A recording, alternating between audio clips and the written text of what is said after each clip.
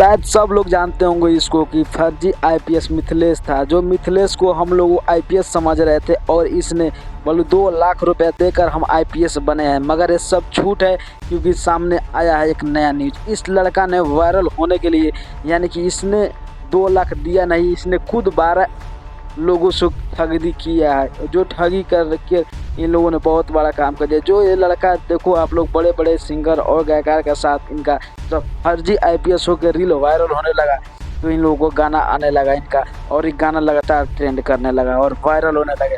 मगर वायरल होने के बाद इनका सच्चाई आया सामने और 12 लोगों ने कर दिया है इसका ऊपर एफआईआर केस। और केस करने के बाद वजह क्या है कि देखो, इसने 12 लोगों से यानी कि नौकरी देने का झांसा दिया और उन लोगों को जम्बुई रेलवे स्टेशन पर लेके जाते हैं। वहाँ पर किसी को झंडा थमा देते हैं, किसी को रेलवे टिकट काटने के लिए बोल देते हैं और बोलते हैं कि आप इतना पैसा दो, मैं आपको नौकरी में डाल दूंगा।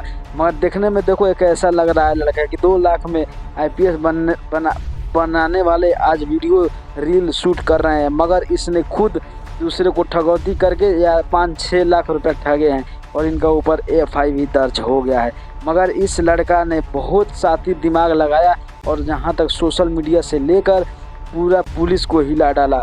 और 2 लाख मनोज को भी इसने गलत ठहराया। जो मनोज को बोला था कि हम 2 लाख रुपए देकर आईपीएस बने, मगर इसने 1 रुपया भी नहीं दिया था।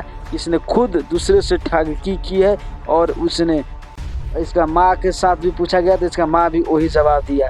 मगर इनको होने वाला है बहुत बड़ा सज़ा, क्योंकि सब ने कर दिया है केस दर्ज। अब इसको कौन बचाएगा, आप लोग जरूर कमेंट करना। ऐसे को क्या करना चाहिए। अगर नए हो चैनल पर तो लाइक और सब्सक्राइब करके भी जाना। ओके भाई, मिलता हूँ नेक्स्ट वीडियो पर। जय हिंद, जय नेपाल।